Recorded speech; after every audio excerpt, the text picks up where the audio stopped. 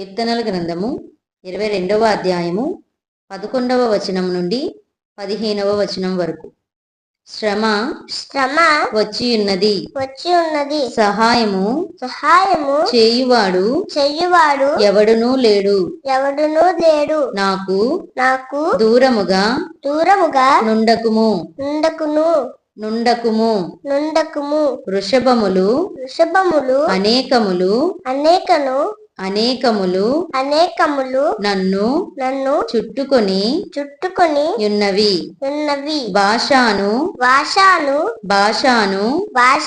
దేశపు బలమైన వృషభములు నన్ను ఆవరించి ఉన్నవి. చీల్చుచును గర్జించుచు నుండు సింహము వలె వారు నోళ్ళు తెరచుచున్నారు. నేను నీళ్ల వలె పారబోయబడి ఉన్నాను. నా ఎముకలు అన్నియు స్థానము తప్పియున్నవి.